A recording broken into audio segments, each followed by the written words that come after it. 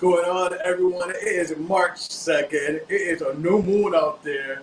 And today we are back again with a new episode, a special guest that we've been waiting for. It's going to be a good show. How's my girlfriend, Melanie?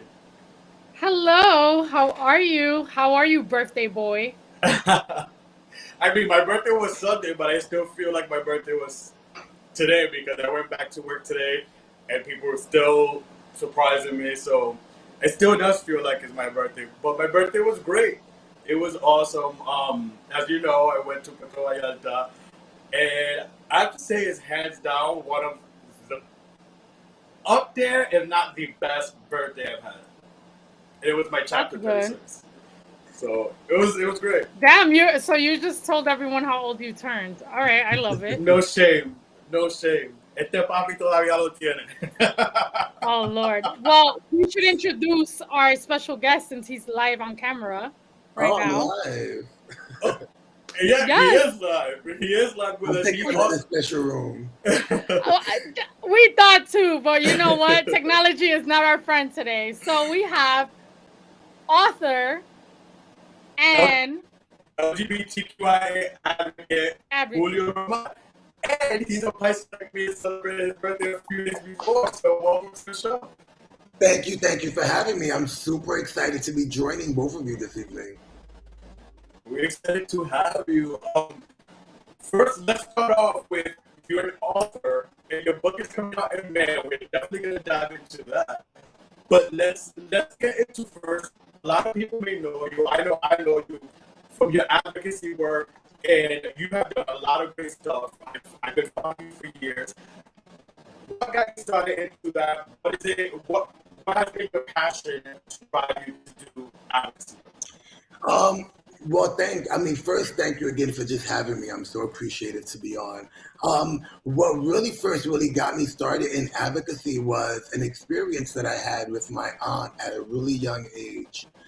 She was HIV positive, and she came into our lives at a really unstable time when my mom was really trying to get her life and herself together. Throughout that time, my mom was a prime role model at what it had meant to be an advocate by being able to care for my aunt. And so that really planted a seed for me that I really didn't even know was a seed at the time. Just being that perspective person. At the age of 16, however, I was invited to an LGBT organization to be a part of a focus group. I had just entered 12th grade. I was pretty advanced in high school, and I was looking for work. And I just so happened to get an opportunity at my local community-based organization here in Newark. And the organization was really focused on HIV prevention work and being able to provide care and treatment to individuals that were HIV positive. So I came in, I interviewed, I was thrown really into the work aspect of advocacy. Once I got my feet wet, I'd say about a year into the work of doing HIV prevention, my aunt actually referred me to a focus group. I wasn't out at the time. I wasn't living my life, as proudly as I think any 16-year-old would. But she referred me to an LGBT group. And to my surprise, I walked into a room full of the LGBT community. Um, and so it was a little culture shock as I entered that type of environment. But it was really in tribute to my aunt and to my mother who really introduced me to what advocacy looks like. Now, normally when you're introduced to someone that has HIV or AIDS, especially back in the day, you obviously the stigma is that it only happened to gay men. So, what was the feeling that your aunt had? Like, how did she carry herself knowing that she was HIV positive? Like, was she like mortified by it, upset by it? Was she like just taking it in stride, or Mhm. what? How did she feel? It was an interesting experience when I first even met my aunt. My aunt had showed up to the doorstep of my mom's place at the Stellar White Projects in Newark. My aunt was basically in a hospital gown. She was about, I would say, no more than 80 pounds. She had no shoes on. She was actually sitting in a field adjacent to the entrance of the project building. And so by the time that my aunt had finally made a connection with my family, she had already had developed AIDS. She really wasn't speaking as much. And she was really, contemplating what the ending of her journey was going to be. Um, the advocacy that I had seen in that instant was really how my mom has stepped up to the plate to become the advocate for her at that instant when she found her out in the field in that particular instance. So my mother really became a driving force in really making sure that my aunt was going to be looked after, that she was going to be advocated for, and really looked after. At that time, nobody wanted to really house anyone with AIDS. Like if you were Spanish and Latino, when my grandmother found out that my mom had picked up my aunt with her hands with open sores all over her body and that she was now living at home, um, everyone in my family was like, Rosa, you have to be careful with your kids. Rosa, you have to bleach everything. It was a bit of stigma, but it was also lack of education and lack of awareness that was Right. really available to us at the time. So, my grandmother was offering the best advice that she thought that she could as well. No, it's so true that you say that because growing up, even Puerto Ricans, Latinos, the stigma and just lack of education and knowledge, it's like, oh, tienes sida, like que no coma, eat from this spoon or that. And I read that in your book as well, which we'll get into. But it's so true, and I think that's so brave. Like reading that in the book, that your mom did that, especially me knowing how it is with us Latinos and seeing it and hearing it when I was a kid in Puerto Rico. The adults talk about, oh, okay, esa persona, tira, throw the spoon away because, that person. Like, I read that and I was like, wow, that was very touching. I love that part. So, speaking of the book, let's get into this book. There's so much. I was telling Melanie, I'm like, oh my God, I feel like, are we going to have enough to unpack, enough time? He's going to have to come back in, like, for a part two because there's so much. What inspired you to start writing? Um, what really inspired me to get into the process of even thinking about a book was really to address the lack of representation of queer Latino and Latina stories and life experiences in literature. Growing up, I knew who I was becoming at 16 and 17. And so I made it an effort to go out into the libraries and into the bookstores to try to find a story that looked like mine. I went into the LGBT sections and really didn't find any authors that I could identify as Latino or Latina. And really, even to this day, honestly, I really can't think of a book that represents a transgender Latina person or a queer gay Latino man. And so one of the major motivators for me was really to not only tell my story, but make sure that for other young LGBT people growing up, that there would be some sort of representation, some sort of story that they can identify with, some sort of experience that they can possibly connect to, that can maybe help them along in their journey of becoming who they are, finding their safe space, and really building the self confidence that's needed to live your true self, especially as a Latino and being queer. The second purpose of writing Outer Space was really to pass on the knowledge of how to create safe spaces for yourself and others, no matter how hard things get. So, in my book, I share my experiences in the hopes that my reader can relate and also find their own strengths through the lessons that I learned as an advocate. So I opened the book really having the reader, I asked the reader to be courageous and on the journey to ask themselves, do I represent a safe space? Do my values, words, and actions represent the safe space I want to be or create? And do I represent equality, fairness, and the bravery to speak up when someone's voice or identity has been taken from them? When I started writing this book, I had to grapple with the question, are we really intentional about the values that we're leaving behind as a queer generation of leaders that are here today? Are we leaving our passions? Are we leaving our stories and our positive attributes so that other generations of young people, mentees, or leaders can, come along and be inspired and learn from them? Um, and so the ultimate answer to that question was that we have to leave behind a path that are full of examples of courage, love, and tenacity, so that those that are coming behind us um, can exceed even further without having to experience some of the things that we have had to experience. And so I drive home that in a world of social media and social network, where distance and time is minimized by a button, I challenge a reader not just to create safe spaces, but to embody them, and to share the values of human worth, acceptance, and self-esteem with anyone in any location.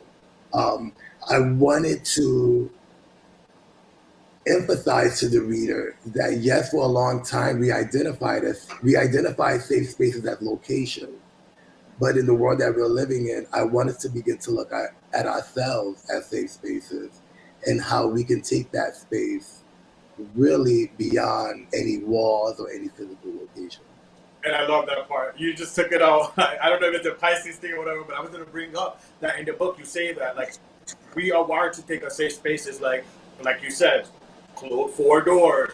A place where a safe space, like you said, could be what we embody also. Us being a safe space for other people. So I really love that, and I'm glad you touched on it without me even asking. Now, the book. And listen, it's not easy to write a book. Some of my brothers that may be watching, I a long time ago said that's one of my goals and dreams, and that's why I'm so happy and stoked for you that you've done it because it's inspiring. Now, it's not easy. Tell us your process. How long did it take? Was there writer's blocks? Was there things? I know this is a loaded question, but was there things like, oh, I cannot put in the book? Tell us the process. And is this your first book? Yes, actually, it is my first baby. Yeah, so the process was interesting for me. I knew I wanted to write a book, right? Just so you know a little bit about my background, I'm not I'm not an English major. I didn't study literacy in school. I don't write articles for magazines. I'm not a professional writer really. But I knew that I had a story to tell. I knew I wanted to tell it. And so what I began to do was just start writing. I knew that I wanted to create some representation for my community. So I knew I had a story that only I can tell through my particular lens of experience. And so I just began to write. There were times where I became discouraged. And one of the reasons why I became discouraged, and I think can help anyone who's starting to write, is I did what a lot of new beginners do. They write and then they go back and correct. And so what I had to learn was just to write, write, write, write, and write. It may not make sense at that moment, but get it all out, right? Because what you're doing is you're spilling everything that you have inside of you out into Right. a page. And if you go back and try to correct the last sentence, you're never going to get off the first page. You're going to try to make your writing perfect from the beginning. And so, my advice in the process, or the best advice I got in starting, is to write, write, write, because the magic is in the editing. You don't have a book until the second or third draft of that That's manuscript. true. That's where the magic comes to life. That's where you start having fun and you start saying, you know what, I actually have a book here. Like this stuff actually makes sense. Um, and so beyond writing, you also want to create an outline. What is it that you want to talk about? What are the things that you want to document? And really work off of an outline and really begin to fill that outline in just like a book would work. Um, I also would value, and I will also say that editing has been instrumental in the process of writing a book. Um, you mentioned that it is really difficult to do, and a lot of times it's difficult because we may not have the skill set or experience to teach us how to get past a hurdle or a barrier. And so what I did was I went online, I bought books on writing books, I contacted book other authors and book writers, and I asked them to mentor me. I began to develop relationships with other writers in the community that I admired and whose work I looked up to. Um, and through grace and favor, some of them said yes, some folks said no because they didn't have the time. But it was great because they were able to point me into the right direction. But my process was writing and not stopping. I love I love that. Like you said, some people would say yes, some people would say no, but you kept going, and that's what a lot of people, whether it's a book writing or any other goals, have to like just keep on knocking on those doors and not get discouraged by the no's. Now, obviously, you're writing a book, and you're not writing only about yourself. You're writing about family. You're saying stories about other people who are part of and connected to your life. Was there any family, friend, or someone who was not too excited about something you was gonna include in the book? Well, honestly, I didn't even ask. Listen, Mariah Carey's getting sued by her own brother and sister, so Yes, yes. You know what? I honestly, I'm one of those that am a big believer. Do you do and then ask forgiveness later, or do you ask permission prior to, right? And I knew that in my writing, I would have some ability to protect characters, right? And so I knew that there were stories that I was going to tell that I personally was not ready to out a particular character, whether that was somebody who was related to me because of trauma or because of something that was extremely personal. I knew that I had to protect their identity to a certain extent, or really to a full extent. One of the best pieces of advice that I got when writing was that if in order to make your point, you have to put a character down or degrade a character, then it's not worth the point, right? And so when I wrote my book, I wanted to make sure that I wasn't laying blame on any particular character. I was really conscious about that. As much as I was conscious about how much trauma I allowed that character to be associated with, if that makes sense. Um, However, there were some stories that I had to tell because it told the story of who I was together. And so when you're writing, you learn how to change characters in a way that doesn't change the entirety of your story or the essence of your story, but allows you to protect the character.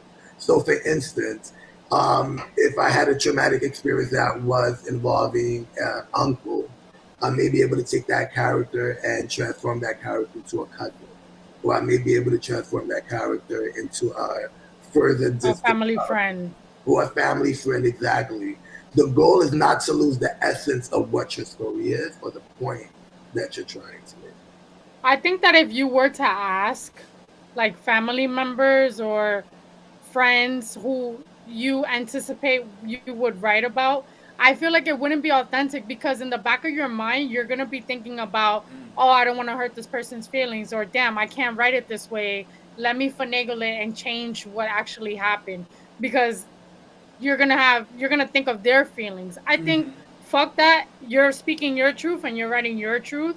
And if they don't like it, then just thank them in the credits or thank them in the what is it, the forward The forwards, yeah, page? yeah. Yeah, Well, do that. speaking of well, that's my thing too. Real quick before we get into four page, thank you for that, Melody. Because my thing is also, and that's why I asked that question, Julio, is I know my life, and I'm one out of five brothers. So Hmm. I think about my story and what I've experienced as the oldest, and that's my thing. I start thinking about like, well, if I wrote a book and put it out there, would it make my brothers feel comfortable because this is my experience, and maybe they see their experience different, and especially them being younger, me and older, I've seen and experienced more.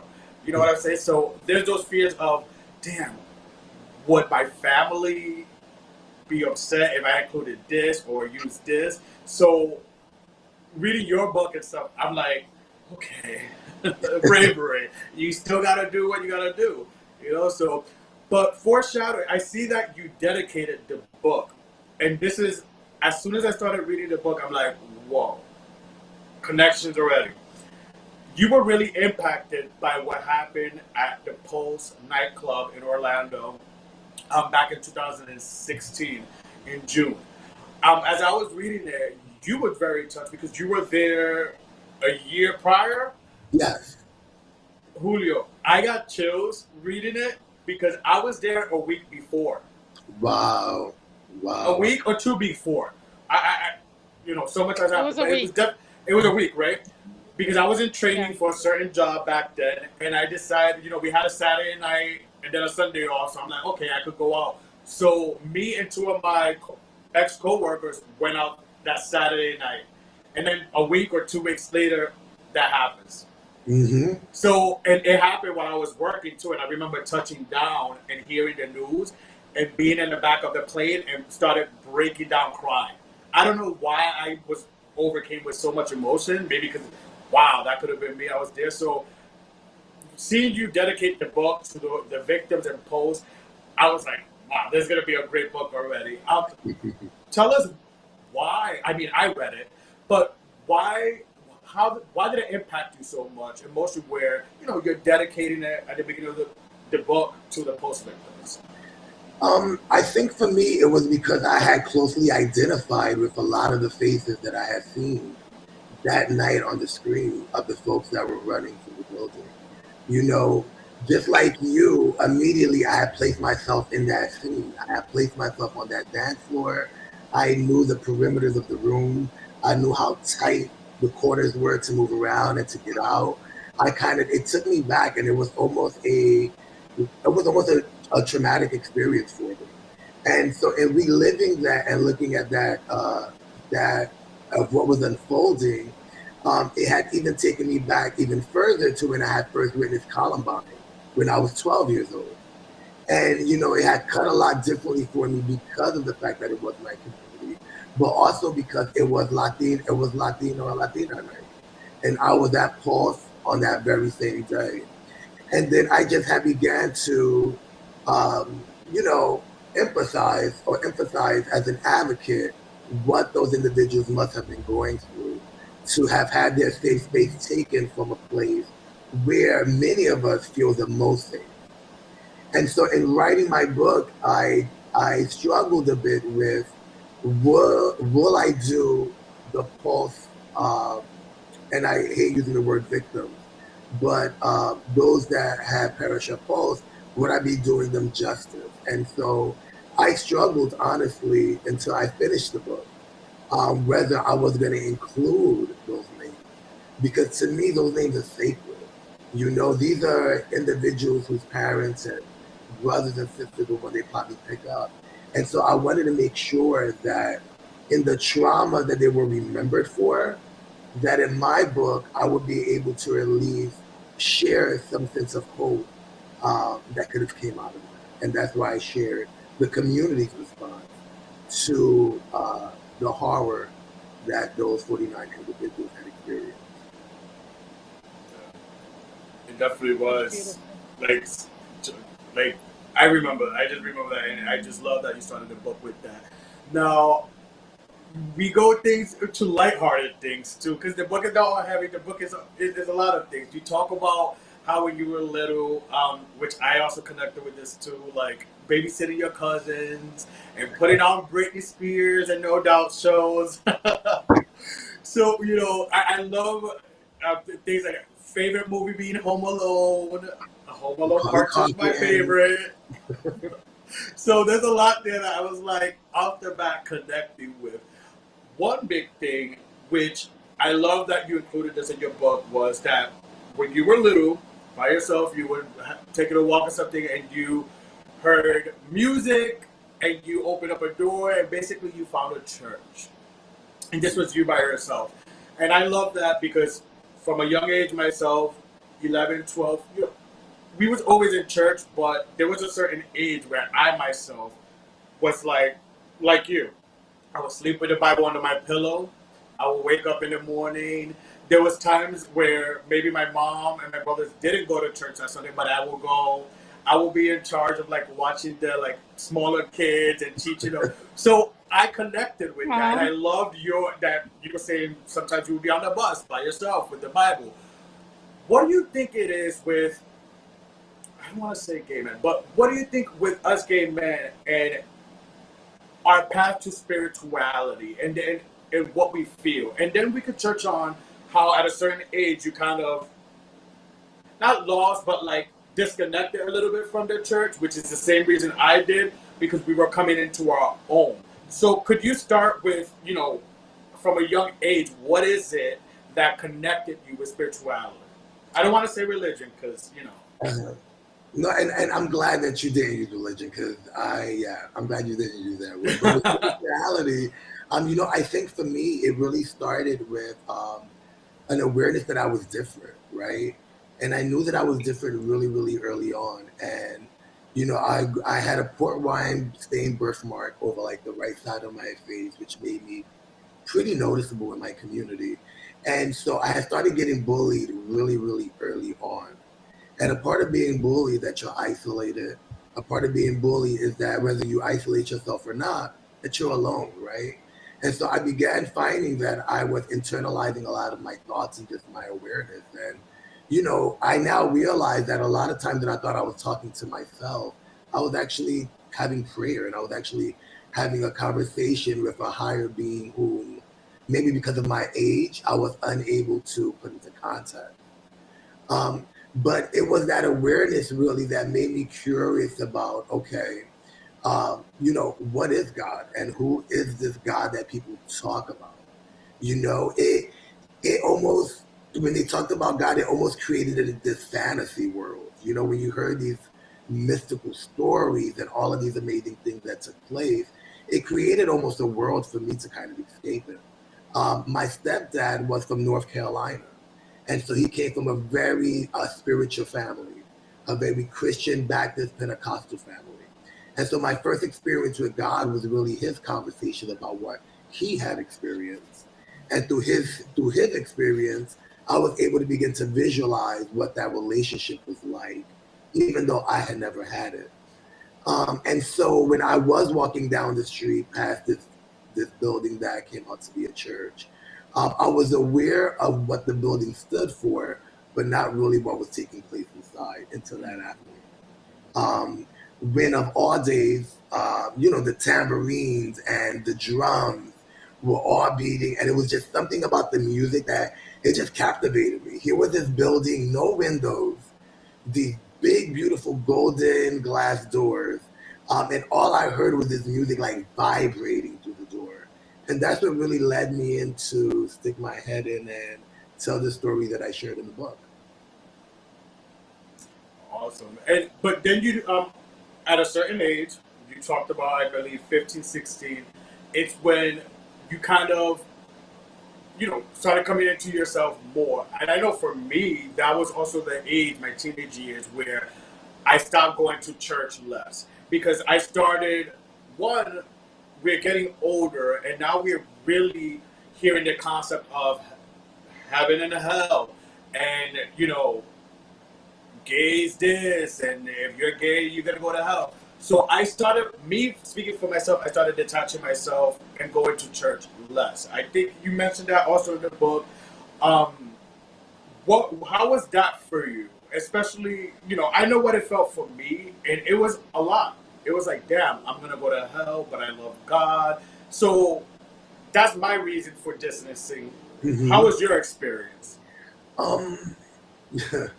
My experience was multi-layered for me because, coming into church at such an early age, the leadership identified me very early on.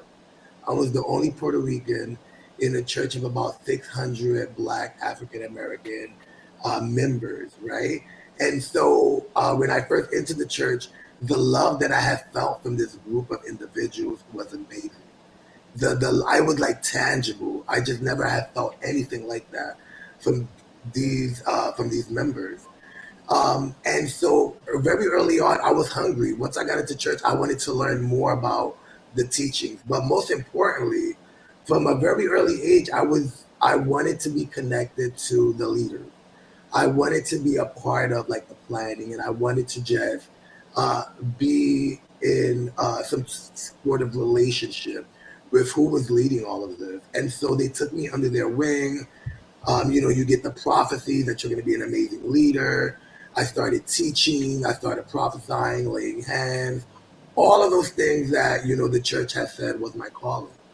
But as I got older, what they were telling me was my calling, and the message that I was getting from the pulpit was conflicting with who I was. Because here the church was using me to preach, minister, and lay hands. But at the same time, the church was also preaching that if you were gay or had thoughts of, being with men, that it was wrong, it was sinful, and you were condemned to hell. And so it had put me at a place where I was in conflict with God because I'm like, well, how could you use me every day? Something isn't right. Something's fake here. Either the church is fake, God, this isn't real, but something just doesn't add up because if I am condemned to go to hell, how does the church still use me? How can those two things coexist in harmony? And, through my experience and comments that were made from the pulpit regarding gays and lesbians really triggered an awareness in me that even though I admired the leadership, they were human beings. They had their own interpretations, and they weren't perfect anymore. They wasn't, I wasn't looking at them through those 12 and 13-year-old lenses anymore. I think to touch on the church and like with religion, I don't think you have to be gay to feel that way because me growing up, I grew up in the church, in Catholic church, and I had the same I had the same realizations at, I don't want to say 16, but probably like after I graduated from high school, like around college. And Okay. I noticed the difference going to a church where I was raised in Florida and then coming to New York. I saw that people weren't really going to church for the same reasons. So that was one aspect that I was like, okay, Mhm. you're not coming for the same reason I'm coming to church. And also, there were things that I didn't agree with, especially with their feelings about gay people. And also, being straight myself, like, there were things I didn't agree with. So I just feel like, all in all, it's a human thing. I don't think it even has to do with like Mhm. preference. And you know what? I like that you mentioned that, and I also love the clarity that Charlie made in the distinction between spirituality and religion. And I had to unlearn religion when I began to find myself, and had to unlearn what religion had taught about controlling and the systematics that were in place to control people, and really Right. understand that spirituality, and I'm sure Charlie could speak to this, was really more about the relationship and the day-to-day relationship and journey that I had with God, or the God of your understanding. Yep. That was not devalued because another man was not in the picture to facilitate that conversation. And it took Right. some unlearning to do, but I found it to be super empowering when I made peace and actually watched the film called So the Bible Tells Me So. If you ever want to take a look at religion's approach to homosexuality, So the Bible Tells Me So is on Netflix. I say if there's anyone in your life who has a conflict about being Christian and being gay, whether you have a mom, a dad, or anyone who has a hard time understanding being Christian and gay people in the Christian church, I encourage them to watch the film because it's extremely informative. And you have leaders from every sector of every religion, major leaders, um, who really talks about some of the inaccuracies around being gay and it being sinful in the church. It was incredible. That video really set me free in the sense of it felt like taking a pile of chains off of me after watching that film. It was really liberating. I wrote it down. You definitely have put me onto something to You're gonna watch. love it, Charlie. You're gonna I love wrote it. it. I wrote it down. All right. So, listen, it's Women's Month. We've kicked off Women's Month yesterday, and we love women. I love women and everything they represent, and I could just get into it. But you also wrote about a lot of women in your book. Your mom being one of them, which I love. It's just I also identified with things with relating to my mom. And who are some inspirations? Like obviously your mom included, like women who have inspired you, that have made a mark. What have women meant to you, Julio? And especially writing your book Outer Space. Mm-hmm. Well, I also want to know what female celebrities you like or like grew up on that like inspired you, like coming out and being your authentic gay self. I love that. I love that. So, role models right off the back, Charlie, is my mom. My mom is the star. My mom had me at 13 years old, me and my brother. Really And quick, sorry to interrupt. Mhm. I told you we had a lot that we related. My mom had me at 14. Wow, wow, Dude, wow. we Look have at a that. lot Look of at comments, that. but sorry for cutting you off. Go That ahead. Isn't wow. that wild? Isn't that wild? Yeah. So, yeah, she had, being a 14-year-old mom, I grew up with my mom. There's we had more of a brother sister relationship, and you know, as I got older, I kind of resented that because I wanted to have like this perfect mom, and I wanted her to have been my provider for everything, and I was kind of mad at her because she wasn't. But then as I got older, I really began to appreciate the tenacity in life that she had to be able to take care of me and my brother and to be able to do it at any cost. And so looking back now, I that's my go-to role model. But as you have noticed in my book, women have been my ultimate safe space. When I was in the projects in Quitman Street School, my first two best friends were Sarah and Amara, fierce protectors of mine at just 11 and 12 years old. When I went to elementary school on the north side, Latoya, Emma, and Ashley were the next three females who became really close friends of mine. And to this day are still really good friends. I pride myself that I was able to grow up with a lot of um, women who have grown up to be exceptional role models and who I was able to learn from, whether it was their courage or their ability to keep making stuff happen, or just them holding me accountable. They were great resources to look at and to model.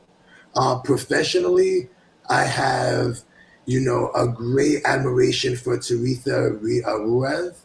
She is a state senator here in the state of New Jersey. She does amazing work for the Latino community, and she does amazing work here in North Newark, and she's a great advocate also for the LGBT community. And then also my godmom. My godmother is actually one of the pastors of the church that I had left. She's still my godmom today, regardless of that experience. But she was really instrumental in making sure that I always had someone that I can call on and talk to that was outside of the family and outside of my really, really close friends. So I That's was sweet. fortunate to have quite a few actually. That's awesome. And, What and you about mentioned. celebrities? So okay, so a fun fact. If you want to think about who my mom is, I would say Rosie Perez. Oh, I love Rosie Her Perez. attitude, and because Rosie Perez is from the Bronx, South Bronx. My mom is from the South Bronx. Same attitude, same demeanor, very spunky. And then I think of Rosario Dawson when it comes to how my mom carries herself and her beauty. And it just so happens that my mom's name is Rosario Perez. Oh, So she Wow. has Rosario Dawson's first name and Rosie Rosie Perez. Perez. So I love Rosie because of her spunkiness.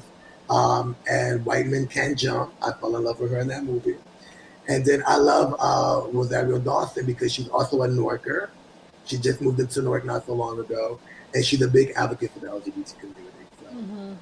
besides J Lo, obviously, those are my And she's married to the hottie Ryan Gosling, right? No, No, that's it's not her. evil. No, Eva no, no, no. Mendes. What's Eva, yeah, Eva Give it up Mendes? for the Yeah. Latinas with yeah. good, some good Rosario white girls. Dawson is actually dating the senator of New Jersey, Cory Booker. Cory Booker, yeah. Yeah, so she's a resident here in Newark. I've never seen her. I'm still hoping to run by her one day. You You will. will. After You this, will. we're your good look charms. You're gonna see Yeah, her. Watch. you will. We Good, both said you good, will. good, You good. got a lot of Let's take a decent picture. help you, dude. You definitely will. Melanie, we had a few games that we could have done with you. You have to come back, Julio, because there's like so much more we could do with you. But Melody is gonna get us into some, what is it, this or that, or what? It's a little mix. It's a hodgepodge. It's would you rather and this or that.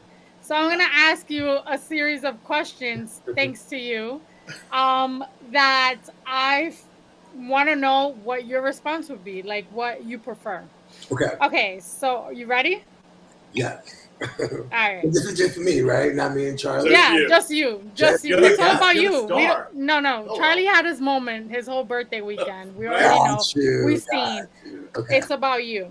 All right. So, would you rather be in a room full of snakes or a room full of spiders? I would say spiders. Yeah, because you could step on them. Yeah. All right. Yeah, but Would they're you not- rather have? I feel like I know this answer, They're not but swimming, we yeah. don't know. Would you rather have an endless summer or an endless winter? endless summer. Summer. Endless Good. summer, yeah. That's the tropical boy. Good. Would you rather have a constant nagging pain or a constant itch? Oof. I feel like itches. I'm gonna say itches the are. itch because at least I can satisfy it, even if I have to be like working 24/7. I can work. Well, that and I feel like sometimes when you itch, like, have you ever gotten like a mosquito bite and it feels good after you scratch it? It's so satisfying, yeah. Well, Yeah. to me, whenever I itch, I think of money because of the whole lot. Yes. Money. Oh, when I'm itching, like whatever hand I'm itching, like a palm, I cup it in my boob, and then I'm like, oh, I hope I get money. But that never happens. It's all right. Wishful thinking. Okay, so would you rather be only be able to have sex in a room full of bugs or no sex at all? If you did it in the Bronx, you've done it before. No, I'm just kidding.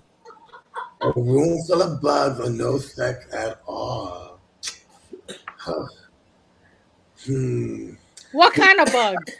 I was gonna Are say ants like, bugs?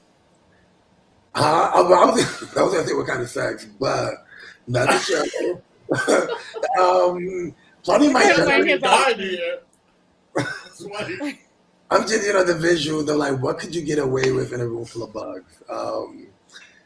I don't want no fucking bed bugs. That's for damn No sure. bed bugs I for will sure. take ants any day. Not no bed bugs. Yeah, I could probably do it, and I can't do the roaches, and I can't do no bed bugs. So my younger self would have probably would have worked with the bugs, but I think my older self is like, Yeah. we can enjoy it another type of environment. Okay.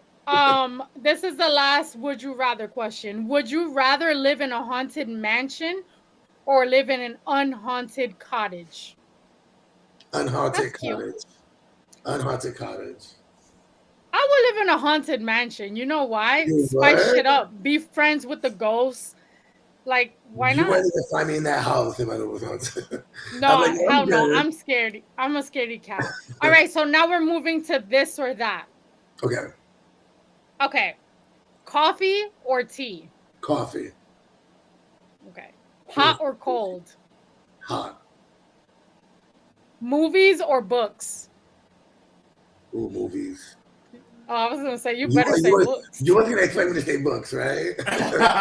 Your I book will would. be made a movie. There I'm like, go. I always wanted. When I was a kid, I wanted to be an actor, from Macaulay Culkin Same. and Home Alone. So I think movies are like the ultimate escape. Secondary, I feel like books. you're like the bald version of Charlie. Like you guys are one of like two. Like I don't get it. Yeah, you have the same thing. Maybe it's a Pisces thing. It's crazy. All right, Coke or Pepsi? I'm gonna say Coke. You see, I'm a Pepsi guy, so no. You see me not. He only likes Pepsi because of Britney Spears. I like Coke, No. even though she. Of course he would. Of course. No, that's not it. But moving on. Okay, this is an important question, and I want people in the comments to answer too, because I have my preference. Toilet paper. Does it go over or under? Over or under? I've never gotten that question asked ever. Over or under? I I'll would tell say you my preference after. I'm like trying to be over. I would say over. Yes, I think Yeah, no, it's not. over. Yeah, under. Over is easier because if you have it over, you're just pulling it right away, and you can stop or take as much as you want. If you have it under, you have to keep scooping for it to come out. And like sometimes the rolls, if you get the really good You're gonna have to expensive edit this whole Charmin, video. You're gonna have to edit this whole part because I took that question totally different. no. Totally a different question. What did you I thought you think? were saying, how do you wipe yourself, over or under? That's what I thought too. That's I'm what I like, okay, thought that's a too. little personal, but let me figure this out. That's what I And I thought heard too. that No. girls I can thought the do same under. thing. That's why you see First me of all, like doing the no, whole no, no, no, charades no, here. no, no, no, Like, no, no, no, no. Under. I'm a lady. I don't ask those type of questions, honey. I'm asking when you put your toilet roll, do you put it over like it comes out over? It dispenses over or oh, under? oh, Ay, por favor, Dios mío. No, listen, I thought it was a real hygiene question. I was like, us I Pisces really heard that go. girls cannot do, but Oh I no. was I don't poop. I fart glitter. All right, we'll move on to the next because over. It's gonna be from the top for me. Yes, same. yes, work smarter, not harder. What's next? Are you a morning person or a night owl? I am a morning person. I'm up by 4:35 every morning. Oh Jesus, God bless you. That was a part of the Um, process, Charlie. Mm-hmm. shower or bath? I love to take a bath, but I will only take a bath if I shower first, and then I will take a bath. But I just don't do straight baths. So Got it. yeah, it's a process for me. Shower then bath, but I prefer shower both times. All right, we got three more. City or country? Suburbs or urban? I'm gonna say urban. I'm an urban boy at heart. I love my city. Cool. Social media or book? Would you rather like be on social media and A like book. swiping or reading a book? Definitely reading a book. Okay. Definitely. And the last one. This pertains to your book. Paperback. Do you prefer reading a paperback book or a hardcover or an ebook, like downloading it on your Kindle? I prefer a soft cover book for its handle because I love to bend the binds on a soft cover. But I like the way a hardcover book feels. Yes. I love it. Yeah. I like a hardcover because you can use that Yes. as a weapon. Yes. Not a weapon.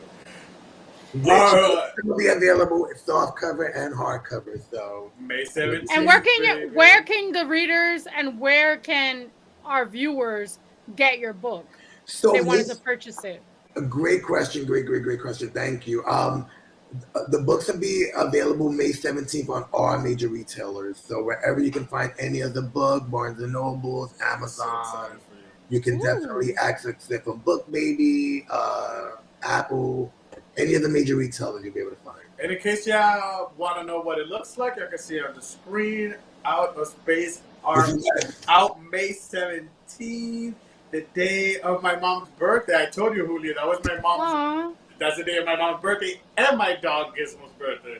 So it's a special day. The 17th? The May 17th, yeah. So your mom's birthday is also on International Day Against Homophobia and Transphobia. There we go. Wow. Look at that. Okay. It's a special day. It's a special day that day. So I'm gonna need you to come to the Barnes and Noble in Fifth Avenue and do like a little book signing so you can sign and autograph my copy, please. Listen, let's make it happen. I'm talking to some folks out in the city. It would be great to have the inner circle come out and maybe do like a broadcast. Wait, what? I have a microphone. I'm ready. Let's do it. Let's talk about that after the show. We can make it happen. Sure. Let's make it happen. Outer Space, May 17th, and there's more we want to talk about it. Julio, what was your process of writing? Did you come into any roadblocks, like where it was hard, where you're like, oh, like I feel like giving up, or maybe this is too much, maybe I'm taking too much on? Did you Yeah. come into any of those spaces and thoughts while writing the book?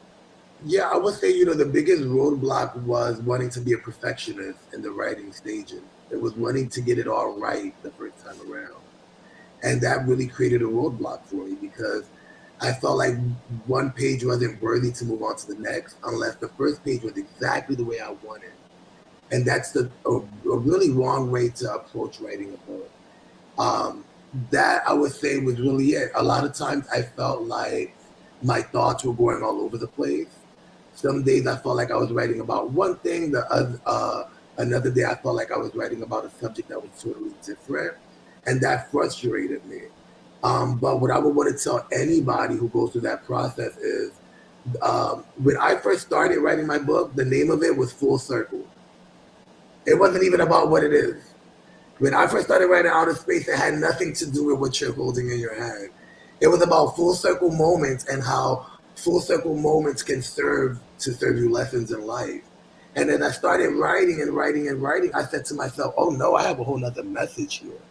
It's not about full circle. It's about being out of space and creating safe spaces for yourself.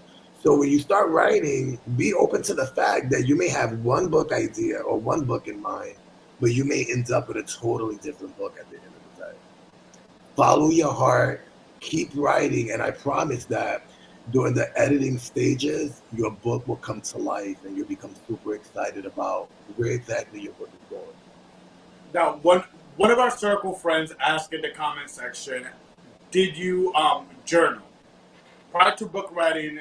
Were you a journaler? A lot of people. I'm a journaler. I'm a big advocate for journaling. Melanie started journaling as well, and I encourage a lot of people to journal. So, were you prior to writing your book? Was you a journaler?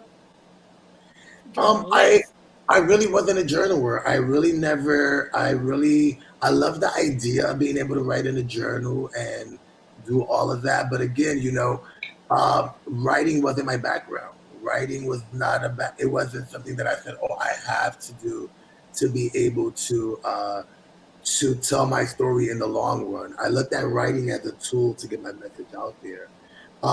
What I found myself doing though is I found myself writing messages. So I almost found myself writing speeches a lot about different things that mattered to me and different things that I wanted to say, but didn't have a place to say them. And so I would just start writing like random thoughts and comments. And after a while, I took some of those very thoughts and comments and started implementing them and incorporating them into my book. But there was really no formal journal process for me. Nice, I love that. And now you said Melody asked you books or movie, and you said movies. If your if your book was ever made into a movie, what are some celebrities celebrities that you would want to play some of the characters in your book? What character? What characters would I like to be played in my? If your book was made into a movie, what celebrities would you want to see like play you? I'm trying to think who would play him. I mean, Rosie Perez would definitely want that to be my mom. Definitely want that to be my mom. Me, I would think I haven't really never even thought about that. I never even thought about it. But what about some of other characters in your book? I didn't think any celebrity that comes to mind, you'd be like, oh yeah, this person could play that person, or even you. John Leguizamo for you. John Leguizamo would actually be my Uncle Louis. That would definitely. No, you know who could play you? You know who could play you? Berto Colon. He's in Power. He's the Puerto Rican guy from Power. Oh, I gotta look him up. I forgot his name on there.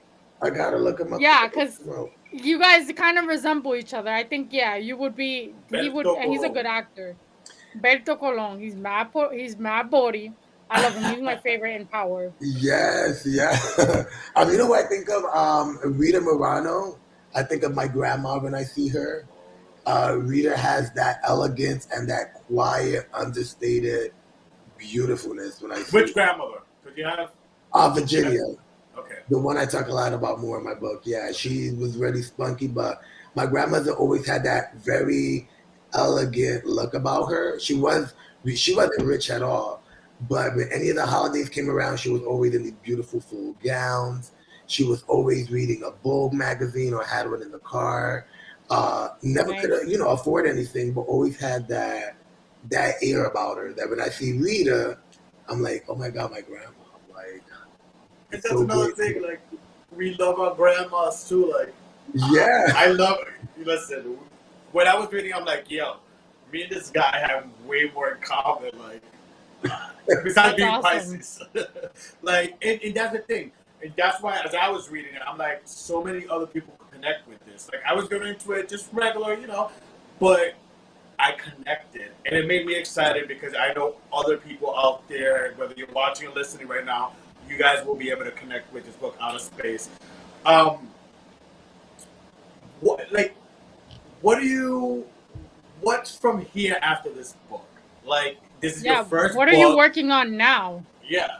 Good question. Oh yeah, that's some good questions. Some never before answered questions I haven't put out there, but I'm currently am working on a companion guide to the book. Yes. Right. So I told you about my story. I gave you some really great lessons, but now the next part of this particular project is going to be to provide you a companion guide that you can take and literally step by step create an LGBT center. Literally step by step create a safe space within an organization, within a school, within a place that really needs it. And so it was great to tell you about my life and all these lessons, but my second part of this project is to be able to put that into the hands of people who need those tools to actually create safe spaces in their community. I am working with some different public relation companies around things that they want to do as far as putting my story in other different platforms. And so we're kind of like talking about what that will look like. And then also looking at reaching out to other Puerto Rican artists who can serve as ambassadors to my book, so that it can have a further reach than if it was just me on my own.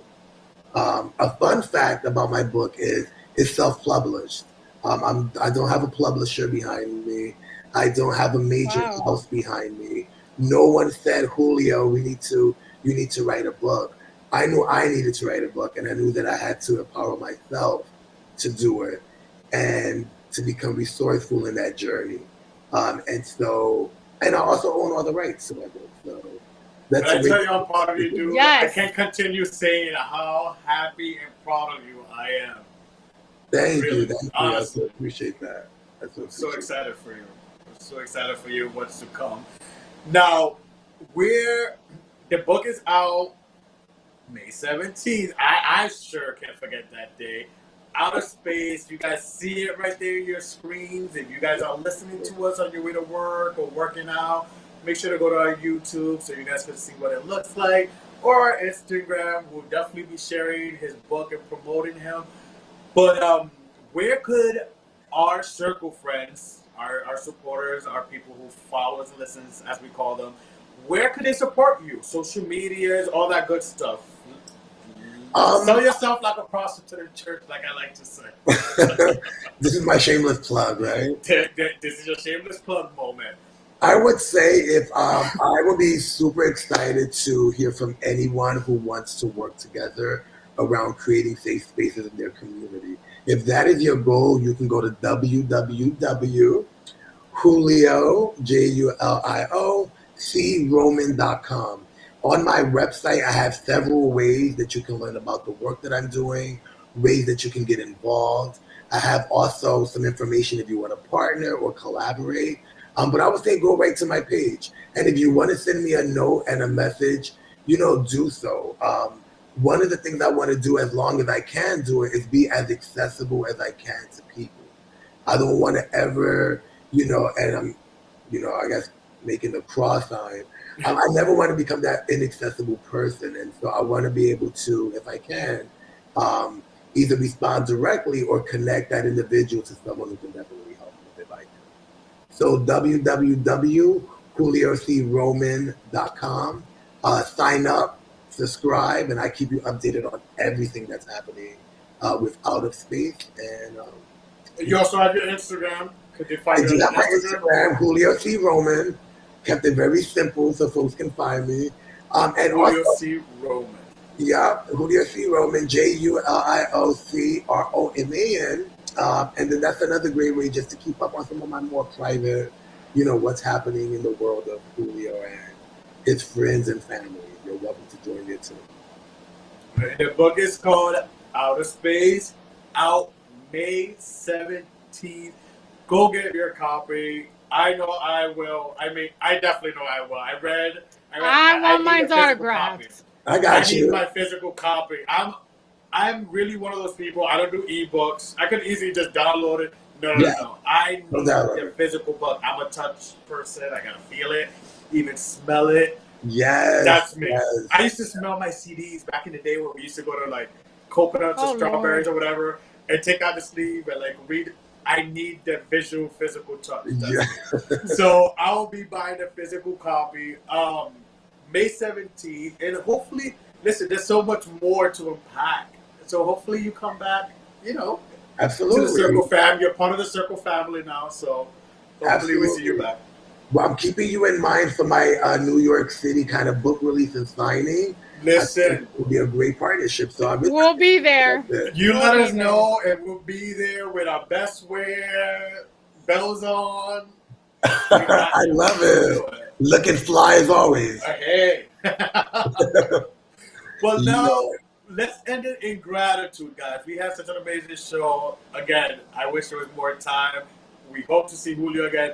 Absolutely. Let's go down the line and end it in gratitude. We like to end it in gratitude here. It's a nice, simple, dope way to end it of what we're thankful for. So, Julio, you're our special guest. So, what's something you're very grateful for that you want to end it with? I would say that I am super grateful for the mentors in my life. And I'm super grateful for the people who have interjected themselves into my life to share with me and to make life easier for me by sharing with me some of the things that they have experienced and some of their resources. I couldn't be where I am if it wasn't for all those mentors who really just showed me a space where I can be myself. I'm super grateful for that. You just want one or two? No, hey, you're our special guest. So, if you want to, go ahead. You know what? Just my mentors. I will leave it there. I'll leave it there. Just my mentors. I will leave them with that space. Melanie? Well, mine's is kind of different. I am actually grateful for this weather, even though a lot of people have been complaining that the weather is like playing tricks on us. I find it to be kind of funny because one day it is hot, one day is cold. But I'm looking forward. It makes me look forward to the summer so bad. And I know when it's summertime and I'm sweating like a hoe in church, I'm gonna be wishing that it was hot, it was cold. So I'm grateful for the weather changes. What are it. you grateful for, Charlie? I'm grateful for it. I want to give a thank you because it's a lot of people, but everyone who reached out with the happy birthday text, DMs, posts on social medias. I'm sorry I can't like or respond to everyone, but I'm very grateful and feel very y'all make a guy feel very special. So thank you from the bottom of my heart. Thank you everyone who shouted me out a happy birthday and reached out, still reaching out. I appreciate you guys. So thank you so much. But we're gonna end it up. We're gonna wrap it up here, guys. We had an amazing show. We want to thank our special guest, Julio Roman. His book Out of Space is out May 17th. Y'all better go get it. Y'all can get an ebook, Barnes and Nobles, wherever you can get your local bookstores, your bookstores, any bookstore. At the Inner Circle, you can find us on Apple, Google, Spotify. iHeart finally approved us, so iHeart Radio as well. Okay. YouTube, make sure you subscribe. Facebook, we thank you guys. We will see you guys next week. We are out. You're awesome, guys. Bye. Thank you. Have a good night. Thank you. Good night.